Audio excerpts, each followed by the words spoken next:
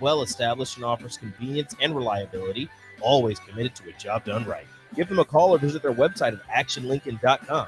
Action, your proud sponsor of the Ticket Postgame Show. And now, story time from the world of Yum. I could not eat fruitcake. I would not eat it by a lake. I would not eat it with a snake. There's no amount that I would take because I'll never, ever eat fruitcake. Hey, these snacks are really good. What is this? This is Grandma's fruitcake, but it's so moist and delicious. I like fruitcake. Okay, good to know. Kids, I gotta go. All literature is a lie. Check out Grandma's Fruitcake and all the delicious desserts at Beatrice Bakery. Welcome to our world of Yum. South Lincoln has a new place for you to catch all sporting events. The Upside Bar and Lounge is your destination for Monday Night Football, UFC fight nights, and more. It's a great place to meet friends to enjoy great drinks and food, with plenty of TVs to catch all the action. There's easy access and free parking and comfortable seating for groups. And don't forget happy hour from 3 to 6 p.m. each weekday. There's specials every night, including taco night on Mondays and burger baskets on Tuesdays. That's at the Upside Bar and Lounge at 27th and Pine Lake. This is Lincoln's home for sports talk on the FM dial. Also online at theticketfm.com. On the internet. KNTK FM Firth, 93.7 The Ticket. This is the Happy Hour. You guys going to happy hour? Live from the Koppel Chevrolet GMC studios in the heart of Lincoln, America. Yeah, maybe I'll come for a couple. Here are your hosts, Nick Sainert. I want to know what it's like to commit a crime without having to spend time in jail. And Enrique Alvarez Clary. C is for chunk. On 93.7 The Ticket and theticketfm.com.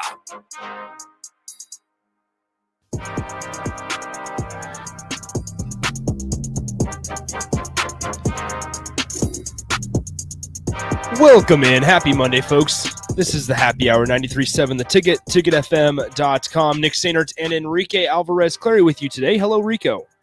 Hello. How are you doing? I don't know. All right. Do you want to talk about it? We will. We sure will.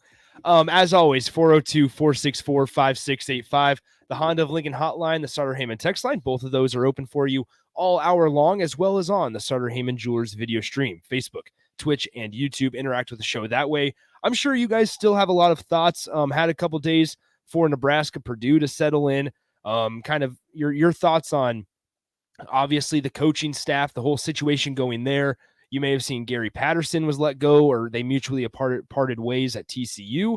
So if you were like me, you kind of looked at TCU's previous couple years and Nebraska's couple years. So we'll talk about that a little bit. Why would you do that to yourself? Yeah, I did do it. And then we will also just kind of talk about Nebraska's situation as they head into Ohio State. It's an interesting one. Ohio State's sixth in the country. We'll see where they fall in the college football playoff rankings. There's a very good chance that Cincinnati is not in the top four tomorrow, which is a serious problem. And Ohio State is. You cannot tell me that the regular season matters and you actually want to get the four best teams in the playoff if you start putting teams with losses above undefeated teams who have played decent enough up to this point. They beat Indiana. They did what you were telling them to do. They put hard teams on their schedule. Unfortunately, one of those teams ended up not being good this year in Indiana, but they played Notre Dame and they beat Notre Dame. They've beaten everybody else on their schedule. They've moved all the way up into the top four, and now you're going to punish them because they're not Alabama and they're not Ohio State. The fact that Ohio State is still above Oregon, who beat them, is disgusting. And I don't, you're going to say, oh, the eye test, oh, style point. No, I don't care about that. Who beat who? They are both, whatever and one. Oregon has the head-to-head victory over Ohio State. Put them above Ohio State. I don't care. We'll see how it all kind of unfolds tomorrow night when they release the first college football playoff rankings. I'm looking at Cincinnati's schedule. They like Rico. They don't have anybody to. Like Rico kind of said, is they've beaten everybody that they've had to beat. They've played, obviously. The one quality game that they have left is on November 20th against SMU. The four remaining, they have Tulsa next week, South Florida the following week, SMU then, and then the last week they ended out with East Carolina. So we'll kind of see how all of that happens. Let's go and get to a couple on the text line here. 402-464-5685 before me and Rico give our thoughts on how everything kind of unfolded. Rubber Duck from LinkedIn. May we not forget Nebraska is still under investigation for practicing too much. Also, first text. Congrats, Rubber Duck. Cubsker, Rico and Nick, let's get this Monday going. We're trying. We're working on it. Here's one with Max Duggan. I don't know if you guys remember, that was the whole quarterback from Lewis Central in Council Bluffs. He was actually a Nebraska lean for a substantial amount of time. Decent amount of time. But well, who knows what how he would have planned out in Nebraska also. Ended up going to TCU. He's doing pretty well. There's no news of him transferring, so he's had a pretty good year. He's had a pretty decent career at TCU. Let me look it up here really quickly. Okay, here we go. Max Duggan, Council Bluffs, Iowa. In his season stats, 1,600 yards, 14 touchdowns, 4 picks. Over his career, let's see. Well, in 2019, his freshman year, he had over 2,000 passing yards, so that's not bad. 15 touchdowns, 10 picks his freshman year, so that's not too great. So he's had a mediocre couple years at TCU. Okay, let's go ahead and dive into Nebraska. Rico, what were your overall thoughts in a somewhat of a quicker statement? What were your overall thoughts on Saturday's performance? How did the emotionally highs and lows of your day play out? What the hell? Yeah. That's it. That sums up the game for me, really. You had a pretty good offensive performance and defensive performance in the first half. And then when you came out of the locker room for the second half, and it seemed like everything you did on the offensive side of the ball, you decided to throw it in the trash and not look at it ever again.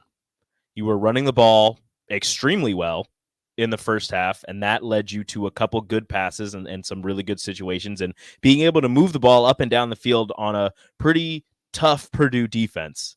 You had a couple, missteps here and there, but for the most part, the offense was pretty good in the first half of the contest. And then when the second half started, you had the lead and went away from the running game. You went away from a running back who was running pretty hard, really hard, and really good in Jaquez Yant. And I'm not saying, him or Ramir Johnson, you had to choose because Ramir was running pretty well as well. But Jaquez was having success against Purdue, and you decided to sit him down and not give him another look, really. You went with Ramir Johnson, who was still getting things done, but you didn't really give him the ball all that much. And you decided to pass it some more.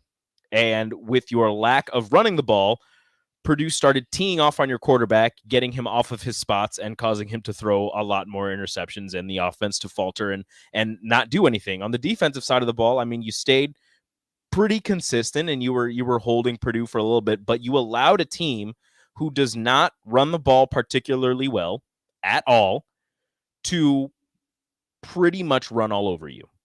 I don't understand what was going on there, but the way Nebraska was hitting holes and taking angles to ball carriers was not great.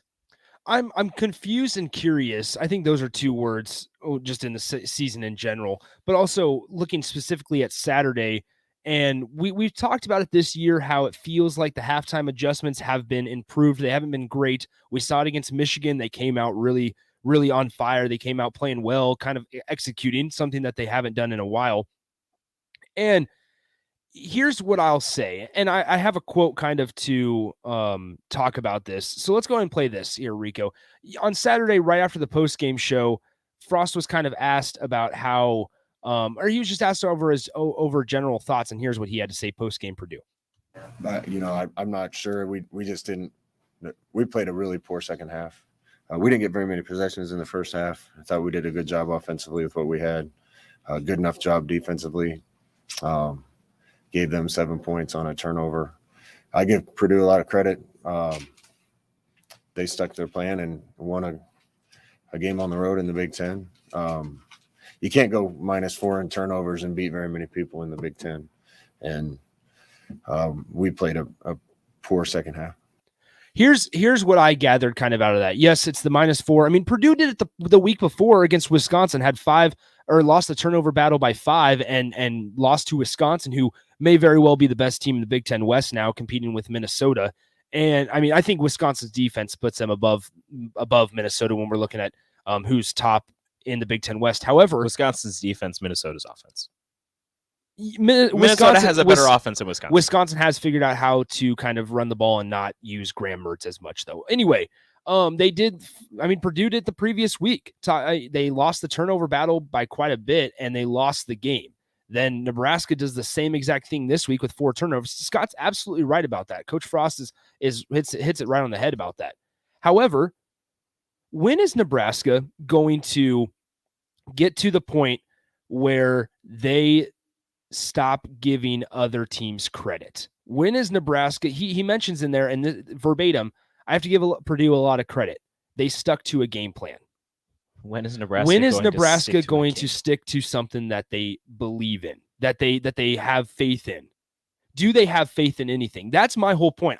It's not even about the coaching and whether or not Scott should be coaching here. That's with any other staff that would be coaching Nebraska or any program around the country. Is why, if something is working, why not stick to that? And then I'm thinking, just throughout Coach Frost's whole tenure here, it's kind of been that story over and over and over again. Finding an offensive identity. That's kind of or not being able to. Well, that's kind of what it is finding an offensive identity and sticking to the plan where, kind of like Wisconsin. I mean, Wisconsin, they weren't running the ball well in the first half of the season, but they stuck to it. And guess what? They figured it out. Now look at them. They're running the ball really well.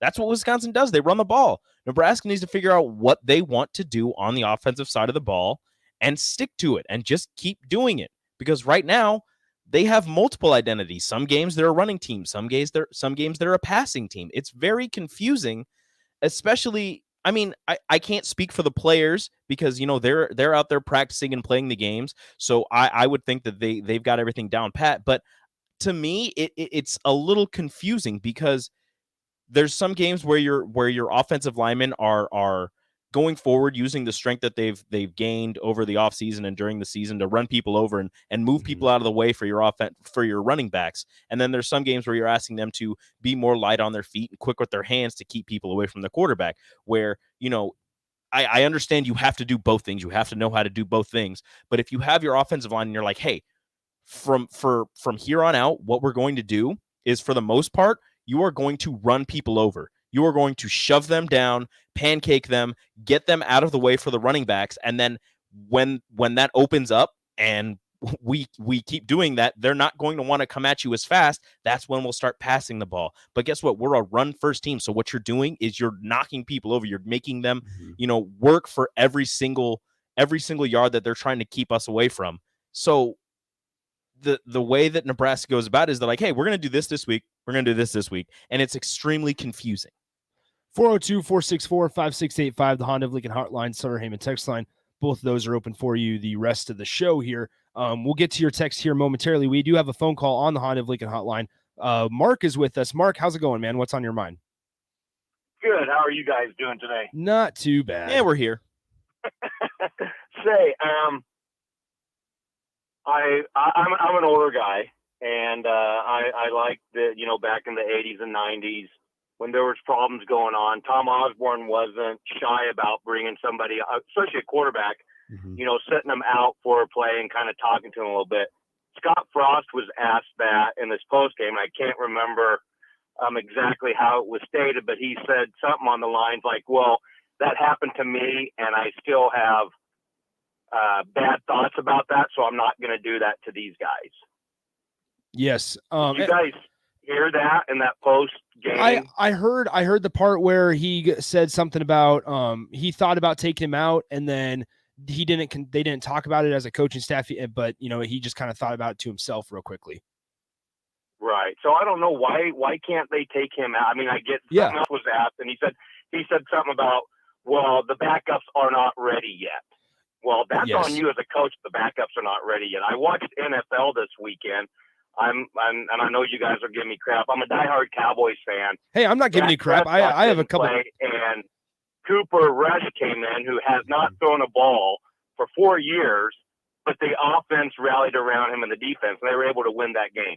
I still think, I played high school football. If you have an issue or you're not seeing something, because I know a lot of times he doesn't see a guy open who's right there, but to me, I feel like he has to.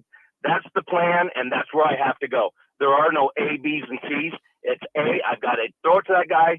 Even if there's 12 guys on him, I still have to throw it to him. Yeah, but that's all I got. So yeah, and thanks for the call, Mark. We appreciate that. 402-464-5685. And we'll dive into the Adrian Martinez discussion because you guys know that Rico and I are most of the time pretty pro Adrian Martinez. We've stuck up with him before and when he's had some not all that great games. However, I'll be the first to admit he did not play well Saturday. And after especially the third interception, I was surprised to not see Logan Smothers in the game. And it was kind of confusing because then that tells me that one, the guys behind Adrian, like all you Husker fans are feeling, like the guys behind Adrian aren't either ready, or number two, the staff doesn't have confidence in any of them. And like Mark just said, is a good percentage of that is on the coaching staff, right? That's mostly on the coaching staff. Your job is to prepare these guys. I mean, you've had Logan Smothers for 2 years. Your job is to prepare these guys for situations just like this. I mean, you've had Matt Masker in the quarterback room for even longer. You would think that he'd be prepared for this situation. You would think he would know the playbook and you'd be able to throw him in there and he'd be able to make some type of plays. I'm not saying he goes out there and he wins the game for you, but it's just somebody that you can put in the game to sit Adrian down at least for a series or something and talk with him, talk to him and pick his brain a little bit and see what's going on with him, because that interception where he just kind of was getting sacked and just pitched the ball, I don't know what was going through his head, but it was not a smart play. Well, and that's the kicker. You said something there, Rico, and I want to point this out is if Nebraska were to bench Adrian Martinez or sit him out for a series or for the rest of the game at 5 minutes left in the fourth quarter, nowhere does that mean that he has to sit out the next game, that he doesn't have the opportunity to start next game. Some days dudes just don't have it.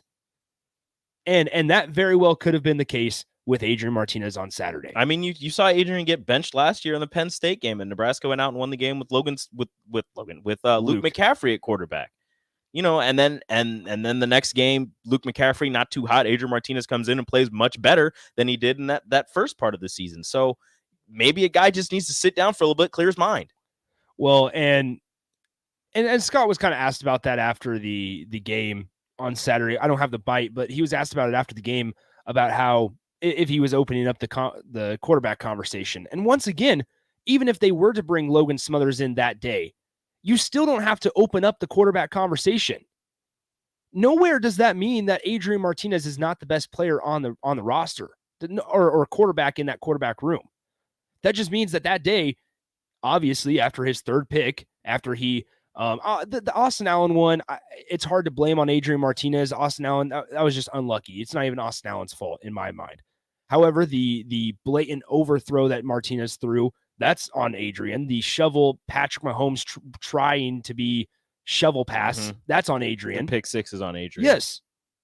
And so all of those are on him. And Frost said something today about, and we've gotten this on the text line, and I'll get to the rest of your texts here momentarily. We've gotten this about how Scott Frost was taking blame for Adrian Martinez's picks and stuff. That's a weird one. Here's the thing. In year one, when Adrian's not a 4-year starting quarterback, maybe that can fly. However, on this offense, everybody should know how to, or out of everybody, Adrian should know how to run the offense the most efficient compared to everybody else, my mind. The 4-year starting quarterback should be able to take criticism and not try to make a play to make up for his coach yelling at him for not getting a first down. 402-464-5685, the Honda of Lincoln hotline, Starter Heyman text line. We have another phone call here. Before we take a quick break, we have Nolan on the line. Nolan, what is on your mind, man? Hey, I was just wondering, with Martinez going forward for the next 3 games, in my eyes, what's maybe you start him for the Ohio State game, but how quick after a mistake do you bring in a new guy to try to get somebody else in for next season? I mean, are we going with Adrian next season, or what's the plan there would be my big question for going for the next 3 games. Yeah, thanks for the call, Nolan. And that's a very interesting part because you want to walk that fine line of throwing in the towel this season, because despite Nebraska looking pitiful in the second half of Saturday's game, and everything, we look at the next 3 games and it's Ohio State, Wisconsin, and Iowa. Despite everything, they still have a slim, very, very slim chance to make a bowl game. You have a chance to win these next 3 games. And even though Nebraska's not even close to being the favorite in Ohio State's game and probably not the Wisconsin game, and who knows about the Iowa game. They're not going to be favored against Iowa. Either way, you have to walk that fine line of throwing in the towel. Because, Nolan, you make a good point of where, Scott said it today with they didn't bring in Logan Smothers because they just don't feel like he has experience. Well, when do you get him experience? When is he going to get that experience? Or are we just waiting until the next season when Adrian's not here and he's kind of the guy in line? If that makes sense. It's like when on a job application, it says, it's an opening spot, but they want 3 years experience and you're straight out of college. And it's like, how do I get experience if nobody's going to let me get experience doing this job? It's one of those things where if you're scared to put Logan in because you don't know how he's going to react to a situation, then you're in a lot of trouble because you won't know how he's going to react until he gets into that situation in a game. I want to get to this text. Ed says if Adrian Martinez's ego is that fragile to take him out for one series and coach him during a game, then maybe that's the bigger issue. I don't think it's Adrian Martinez's ego that's the problem here or issue, because like Rico kind of pointed out, is last year he got benched and Martinez has kind of been open about it. Earlier in this season, he talked about it in some press conferences about how, sometimes when you need to just realize that the world doesn't revolve around you and that the team is bigger than yourself, that it's okay to be benched. And also Nebraska kind of, we've seen last year how Nebraska played decent for the first, for Penn State without Adrian. And then we saw Luke McCaffrey go out against Illinois. And then Adrian comes back in during the game and almost brings Nebraska back last season. And so I don't know if Adrian's ego is the issue here or if it's just lack of trust in the guys behind him. And if that's the case, then that's what's alarming, in my opinion. That's what needs to be talked about or pointed out. I mean, you brought these guys in for a reason, and you're scared to put them in a game. That seems like a problem. It seems like a problem for the coaching staff. If you're going out, you're recruiting these guys that you're extremely excited about, and you gush about how great they are and how good they do in practice, and then when it comes down to game time and you have a chance to maybe switch something up and get them into a game, you're just like, no, I guess we'll stick with this guy who's thrown 3 interceptions already. I guess we'll stick with this guy who's thrown 4 interceptions already. I understand he's a 4-year starting quarterback, but as you said earlier, sometimes you just don't have it. And there were multiple instances in that game where Adrian Martinez was showing he just did not have it in that game. 402-464-5685 Sutter Heyman text line. Ooh. You good there? Yeah, I don't know what happened there. All right, let's get to a couple of these texts. If it takes more than 1 year to learn enough of the offense to be able to come out on the field and play, you're not running a proper college offense. Well, and that's what I was kind of saying is on Saturday, it is disappointing when you feel like Adrian in year 4 should be the most knowledgeable of the offense. He's been the guy running it for 90% of the games in his 4 years here. All right, let's get to a couple more. He's got the offense down. It's just it's not being run by him or by many other people. And maybe the play calling for the offense isn't being called. Like, I'm not calling one person out. I'm calling everybody out. Maybe the play calling, maybe the quarterback, maybe the line, maybe the running backs, maybe the wide receivers. I don't know who's at fault for any of this, but as of right now, it's everyone. Another texter, if it takes, I don't know why anyone would want Adrian back at this point. You haven't won with him for 4 years. We just had a text dump, so I lost it. I'm guessing you have a change would be healthy at this point, they say. Gus says this. I mean, he's kept you in as many games as he's taken you out of. Like, if you didn't have Adrian Martinez in some of the games that you've won, you would not win them. But then there are instances in games that you've lost where if you maybe had somebody that wasn't Adrian Martinez at that point, maybe you win those games. I don't know. Gus says this, you guys are spot on. Sit Martinez a play, a series, a game, whatever. Just let him sit and try to get his head right. Also, someone get into Martinez's never mind. What? I don't know. They don't make sense there. Let's not forget that this loss comes after a bye week, and we still can't come up with a game plan to beat Purdue. Why did we come out so flat? Interesting. What did they do during halftime? Or what did they not do during halftime? because do you think they went in the locker room at halftime and thought, all right, guys, we're doing really good. Let's switch it up. Let's not do what we're doing. Purdue's gonna make this. Okay, actually, I just thought about this. This makes sense, although it shouldn't make sense. They went into the locker room and they thought everything that we're doing right now is frustrating Purdue and it's working out really well. So let's switch it up because they're going to adjust to what we've been doing, not to what we're going to do. Maybe they outthought themselves once again. Made it tougher than it needs to be. They are not keeping it simple. They tried to outsmart everybody, and they ended up beating themselves. All right, let's go ahead and take a break. When we come back, we will get to some of the quotes that Cam Taylor-Britt and Frost said earlier today. We'll do all that next on the Happy Hour. Follow Nick and Enrique on Twitter at Nick_Sainert and at Radio Rico AC. More of Happy Hour is next on 93.7 The Ticket and theticketfm.com. At Southeast Community College, we know that winter isn't even here yet, but spring is already on our minds. Registration for the spring 2022 semester is open now. Whether you want to get a head start on a 4-year degree, learn a new trade with a certificate program, or add to your job skills, SCC has a class for you. Spring semester starts January 10th. Learn more about our more than 60 programs of study online at southeast.edu. SCC, your path to possible. Hi, Sean Callahan here of HuskerOnline.com, inviting you to join us here on 93.7 The Ticket every Saturday morning now. In our new time, we're on from 8 to 9 with the weekly Husker Online radio show. We'll give you the latest in recruiting. We'll talk about what's going on with both football, basketball, and we'll probably share a few stories from the inside. It's every Saturday morning right here on 93.7 The Ticket. It's the Husker Online radio show from 8 to 9 a.m. 93.7 The Ticket. Fox KFXL weather. Sponsored by Security First Bank. A relationship you can count on. Areas of light rain will be possible late this morning into this afternoon, and it will be a cold day with a high of around 40. Winds will be light, somewhat variable. Partly cloudy tonight with a low down to around 29. We'll mix in some sunshine tomorrow and warm up just a bit with a high of around 45. I'm meteorologist Tim Wright for 93.7 The Ticket and theticketfm.com. Working at Continental of Lincoln isn't a job, it's a career. And right now, they're hiring for production operators at $21.72 an hour and other select jobs starting at $23.42 an hour, with wages growing up to $27.55 an hour. Continental also has salary jobs available with great benefits, plus medical and prescription costs at very low premiums. Dental, vision, and life insurance are offered at no premium cost to the associates. To learn more or apply, go to continentaljobs.com with keyword Lincoln. Come work at Continental today. Landmark Implement is your local authorized John Deere dealer. Landmark's trained and certified sales staff will help you find the right equipment for your needs at a price that's right for you, all backed by Landmark's extensive parts and service network.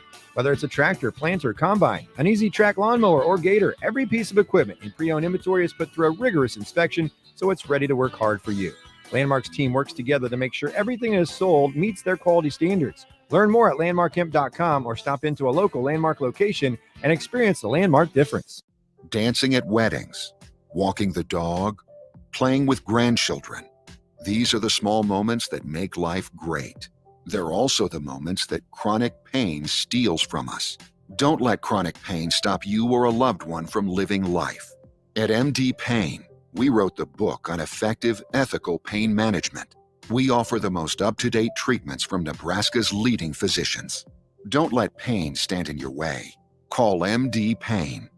At first, I was really nervous and intimidated to buy a ring. I wasn't sure what I was getting into. My experience at Starter Heyman was very easy. I felt like I walked out of Starter Heyman with the ring that was going to make her go wow and say yes. I love my ring. It is so beautiful. I absolutely love my ring. I get compliments on it all the time. I always tell them Starter Heyman. Yeah, we would definitely recommend Starter Heyman. Yeah, it was great. We're definitely coming back. Sure. Sauter Heyman Jewelers, Lincoln and Grand Island. SauterHeyman.com. I'm Dan Friedman. When you entrust the care of an aging or sick loved one to a nursing home, it can be a gut-wrenching decision. Unfortunately, sometimes these facilities are poorly managed or make bad decisions, and our vulnerable loved ones suffer the consequences. If you believe your loved one suffered at the hands of a poorly run nursing home, it doesn't cost you a thing to get the opinion of a skilled trial lawyer. At Friedman Law, we've been protecting the rights of injured Nebraskans for over half a century. It's what we do. It's all we do. Find us at friedmanlaw.com today. And now, story time from the world of Yum. I could not eat fruitcake. I would not eat it by a lake. I would not eat it with a snake. There's no amount that I would take because I'll never, ever eat fruitcake. Hey, these snacks are really good. What is this? This is Grandma's fruitcake, but it's so moist and delicious. I like fruitcake. Okay, good to know. Kids, I gotta go. All literature is a lie. Check out Grandma's Fruitcake and all the delicious desserts at Beatrice Bakery. Welcome to our world of yum. You're listening to the Happy Hour with Nick Sainert and Enrique Alvarez Clary on 93.7 The Ticket and theticketfm.com.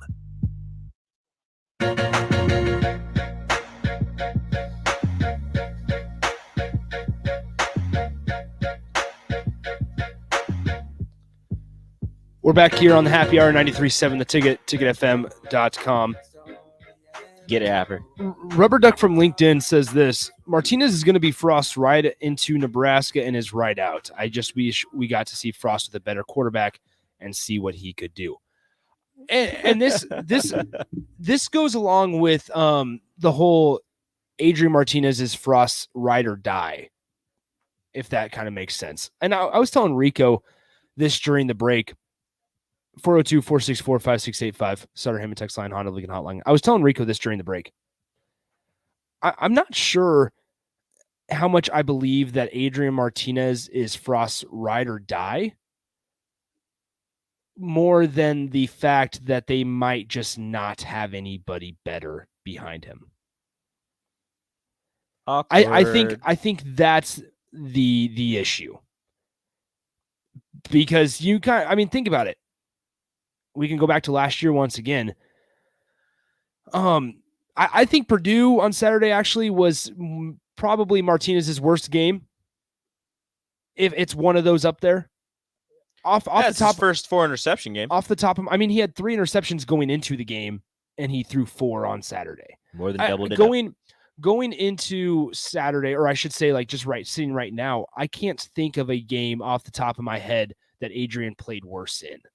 The score might not have shown that, it was that bad, that just looking at the score.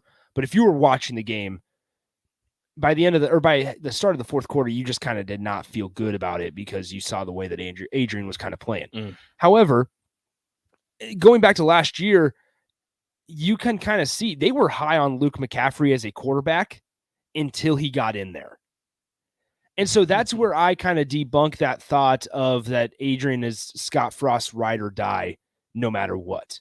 However, then let's talk about that, because that means that they just haven't no trust or they don't believe in the guys behind them to go out and win that game on Saturday. And if a quarterback that on Saturday threw 4 picks, threw 3 of them that were very ugly, and you don't have a dude behind him that's better, or that you doesn't even give you a slim chance of getting on top of Purdue. You don't have a guy behind Adrian Martinez that you have enough confidence in to not throw 3 interceptions.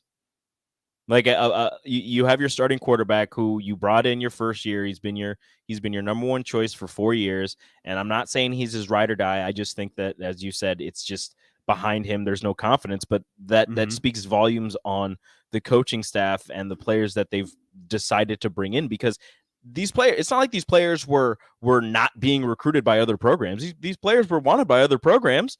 Nebraska, got their commitment. They brought them in, and when they get here, Nebraska's just decided, even with their quarterback playing poorly, that they're not going to play any of the guys that they brought in to be the leaders of their offense in the future, hopefully. It's not like you brought these guys in just to bring them in. It's not like you got Logan Smothers out of Muscle Shoals, Alabama, just to sit him on the bench and treat him like a scrub. Like there's a reason you went out and you got him.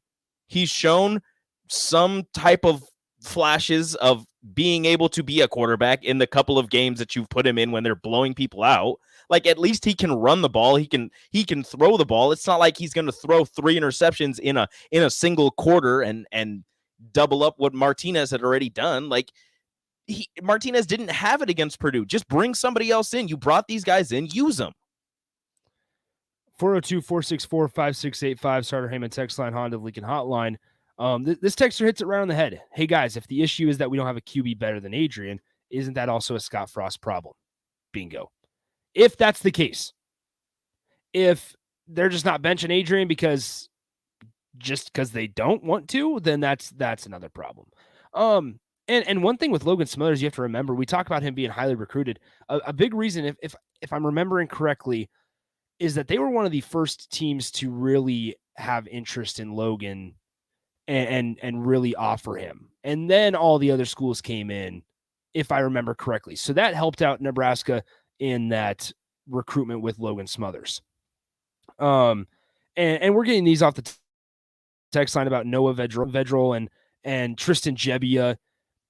Listen, I don't know. I just know what Adrian and what is in the quarterback room right now.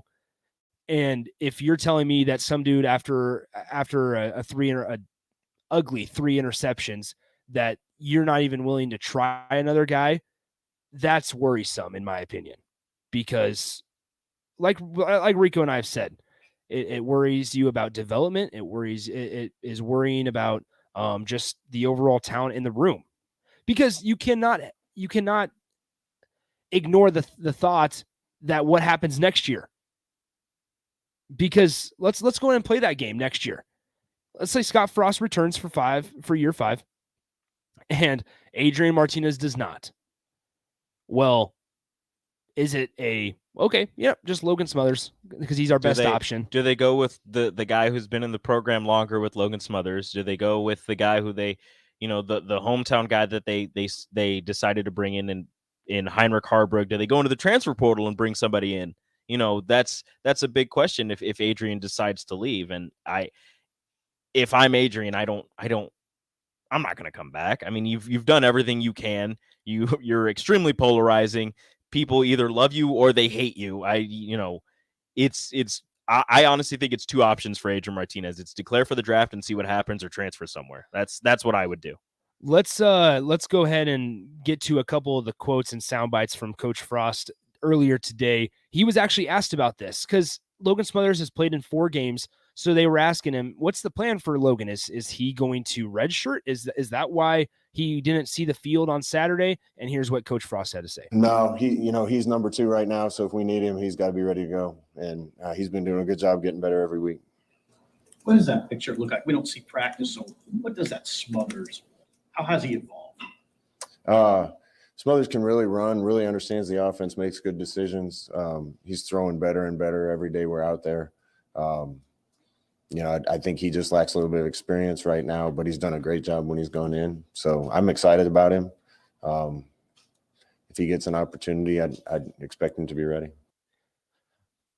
When does he get that opportunity, Scott? Once again, the experience part. I'm confused and curious when he could get that experience, because Saturday seems like a good time.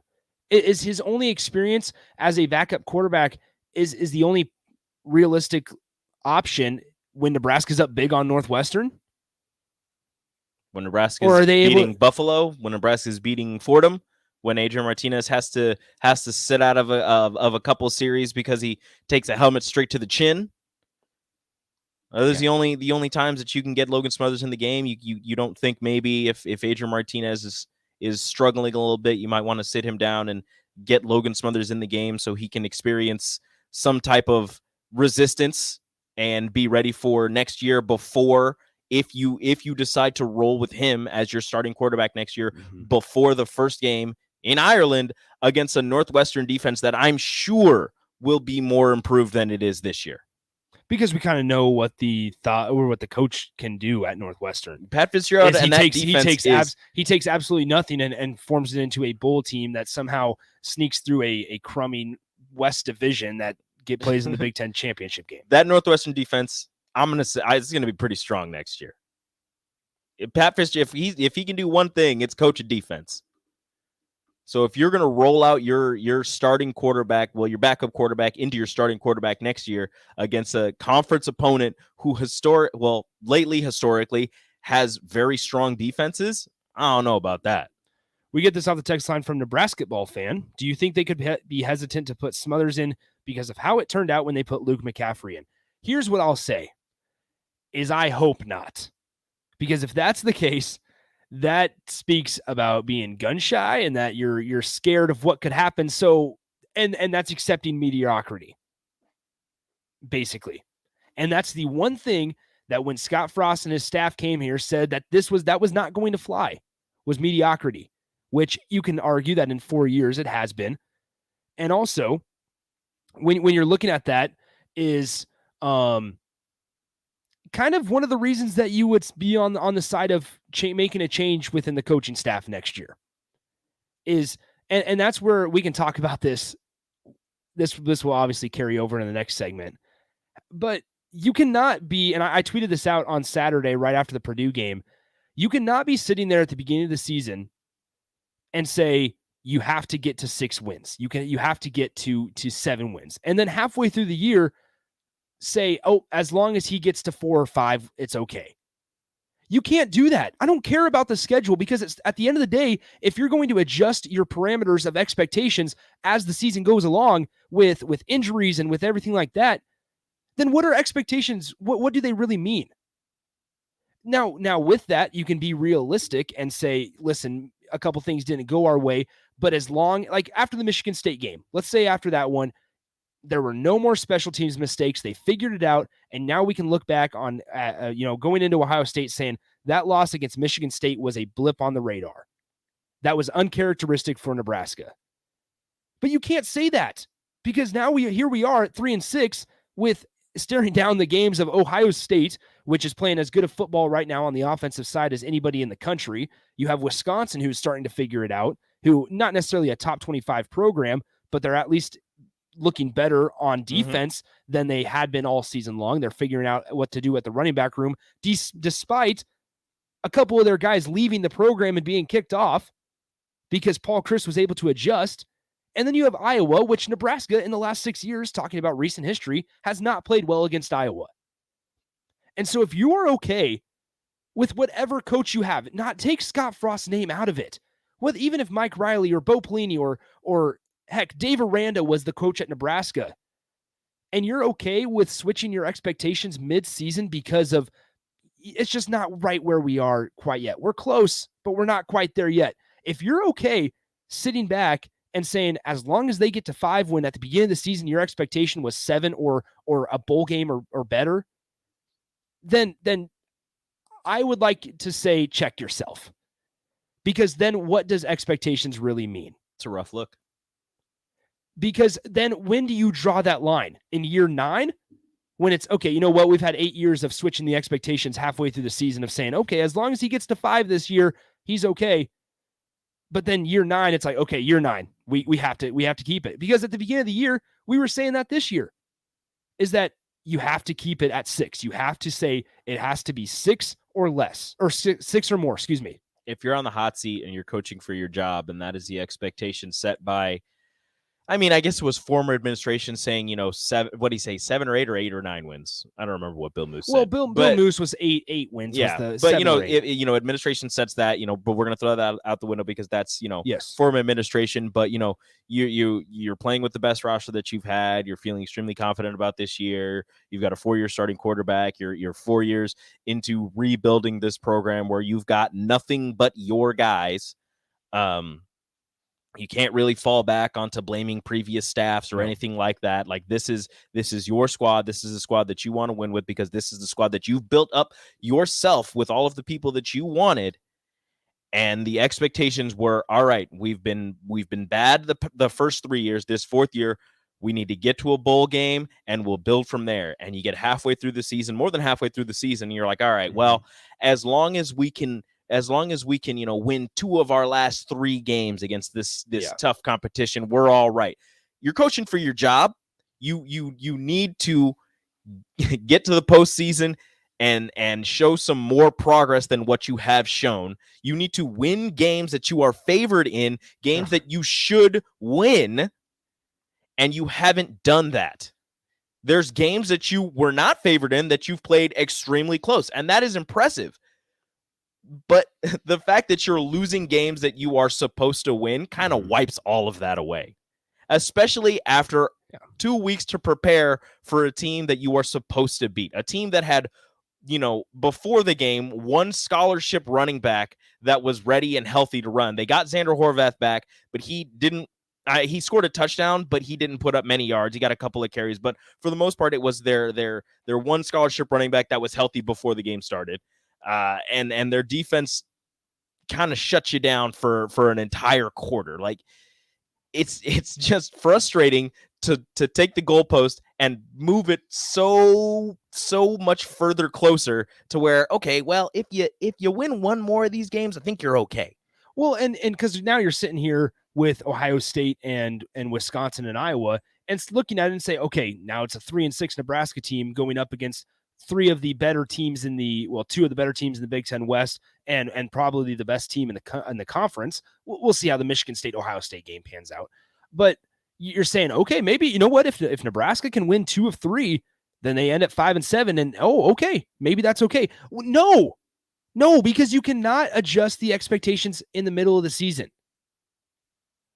You can be realistic and say, okay, we didn't get there right there, we didn't make the expectations this season, but we still won a couple games that we weren't supposed to win, so it's okay. But that's also okay in year 1 and 2. That's not okay in year 4 when everything kind of seemed to be the way that you had wanted it. You had been building it up to that point. It's not okay. And then if you want to throw it in, you're at a place like Nebraska where the fan base is as passionate as ever, as anywhere across the country. And now if you aren't named Scott Frost, the staff or the fan base is not okay with shifting expectations midseason. And because if you remember it, and I don't have to remind any of you guys, Mike Riley didn't do a good enough job here. And he was 19-19. And Scott Frost has had an extra year, almost a full extra year in, and he's 15-26. Now, once again, I said this on Friday, and this has not changed. And I know Rico's in the same boat. We both want Scott Frost to work here. Every Nebraska fan wants Scott Frost to work here. But you cannot change expectations middle of the season. You cannot settle. When Nebraska football is the main driver here, you cannot settle just because of the coach's name. And slowly over time, over these last year and a half, over the last 2 years, you cannot deny that Nebraska football, the fan base has started to settle. Not because they're happy with how things are going, but they're becoming happier with less. And if you think about it, 6 years ago, that would not fly. And I don't have to be 45 years old to know that. And so that's my whole thing, is you cannot, at the beginning of the season, talk about how important expectations are, how important it is that they meet expectations, and then be okay when they fail to hit those expectations at the end of the season. You can't be okay with it. And that's just my thought on it. Let's go and take our final time out. When we come back, we'll wrap up Monday's show next. Download our app by searching 93.7 The Ticket in your app store to stay in touch and listen all day long wherever you are. More of the happy hour is next on 93.7 The Ticket and theticketfm.com. What are you doing, Sip? I thought the chickens could use some more light in their lives. So you're building what exactly? It's a motion-censored switchboard. Duh. Are you sure you know what you're doing? Of course. Ow! God! Ow! Seems like a job for a professional. Just one more wire. Yep, there you go, right there. Don't be like Sip. Call Joe at Ambition Electric for any of your electric needs at 402-217-3415. Playing with grandchildren. These are the small moments that make life great. They're also the moments that chronic pain steals from us. Don't let chronic pain stop you or a loved one from living life. At MD Pain, we wrote the book on effective, ethical pain management. We offer the most up-to-date treatments from Nebraska's leading physicians. Don't let pain stand in your way. Call MD Pain. At Southeast Community College, we know that winter isn't even here yet, but spring is already on our minds. Registration for the spring 2022 semester is open now. Whether you want to get a head start on a 4-year degree, learn a new trade with a certificate program, or add to your job skills, SCC has a class for you. Spring semester starts January 10th. Learn more about our more than 60 programs of study online at southeast.edu. SCC, your path to possible. Hey, buying a used vehicle sucks, and the biggest problem is who can you trust? Hey, this is Carl from Price Right Auto out here at West. Who can you trust? Hey, this is Carl from Price Right Auto out here at West O Street in Lincoln. Here's what customers have told us they want from us. They want transparent pricing with no games. We have all our pricing on our website, plus a Carfax report. We don't want to buy a lemon. We include a 3-month warranty on all of our vehicles. We don't want to play games. Just make it simple. You saw that with non-commissioned salespeople. Can you trust us? Just check out our Google reviews. Again, this is Carl from Price Right Auto on West O. Check us out at pricerightauto.com. Spent roaming and to sleeping beneath the stars, to casting another line and letting time float by. From Shadron State Park to Indian Cave State Park and every recreation area, historical and state park in between. Here's to your adventures, your memories. Here's to 100 years of your Nebraska state parks. Plan your next trip today at nebraskaparks100.org. Sponsored by Nebraska Game and Parks. Aired with the Nebraska Broadcasters Association and this station. And now, story time from the world of Yum. I could not eat fruitcake. I would not eat it by a lake. I would not eat it with a snake. There's no amount that I would take because I'll never, ever eat fruitcake. Hey, these snacks are really good. What is this? This is Grandma's fruitcake, but it's so moist and delicious. I like fruitcake. Okay, good to know. Kids, I gotta go. All literature is a lie. Check out Grandma's Fruitcake and all the delicious desserts at Beatrice Bakery. Welcome to our world of yum. Dreaming of the perfect kitchen? More room for entertaining? Today, the Johnsons got both and saved by consolidating their debt. With a home equity line of credit, you can borrow money as you need it, have flexible payment options, and pay interest on only the money you're using. If you have equity in your home, the possibilities are endless with a home equity line of credit. What will you decide to do? Get started by visiting libertyfirstcu.com today. Approval required. Equal opportunity lender. Liberty First Credit Union. Banking with purpose. Landmark Implement is your local authorized John Deere dealer. Landmark's trained and certified sales staff will help you find the right equipment for your needs at a price that's right for you, all backed by Landmark's extensive parts and service network. Whether it's a tractor, planter, combine, an easy track lawnmower, or gator, every piece of equipment in pre-owned inventory is put through a rigorous inspection so it's ready to work hard for you. Landmark's team works together to make sure everything that is sold meets their quality standards. Learn more at landmarkimp.com or stop into a local Landmark location and experience the Landmark difference. Gaina Trucking is hiring CDL Class A and B drivers. Gaina Trucking guarantees a 40-hour work week year-round, and their strong team culture makes it not a job, but a career. Gaina Trucking offers health, vision, and dental insurance, 401k with company match, an employee assistance program, and other bonus programs. Build a better career today with great team culture at Gaina Trucking. Learn more and apply today at GainaTrucking.com. Now back to the happy hour with Nick Sainert and Enrique Alvarez Clary on 93.7 The Ticket and theticketfm.com.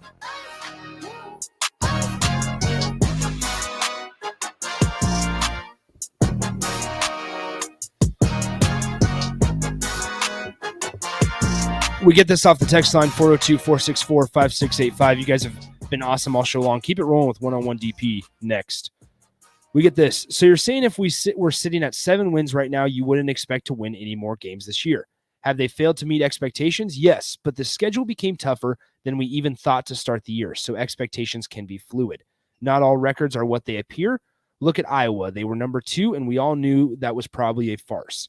Not saying they have met expectations, but expectations can bend as the season goes. And that's where you do have to walk that line of being realistic, and I kind of mentioned that briefly.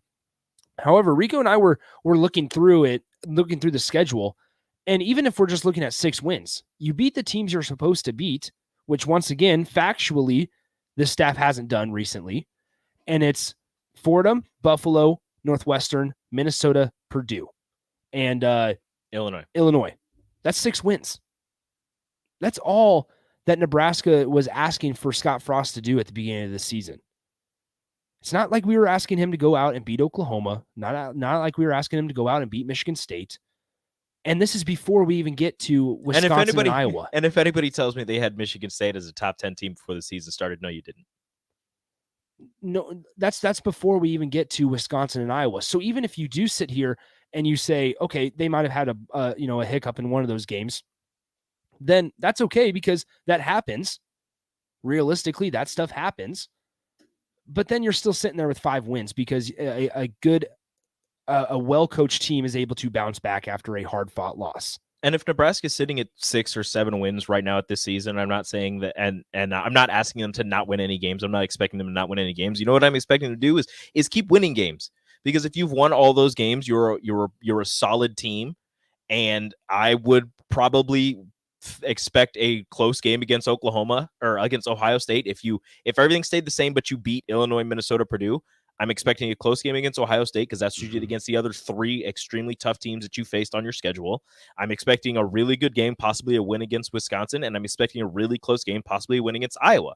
I'm not saying, oh, you got to 6 or 7 wins. Cool. You don't have to do anything else the rest of the season. I'm still expecting you to compete and try to win your next 3 games.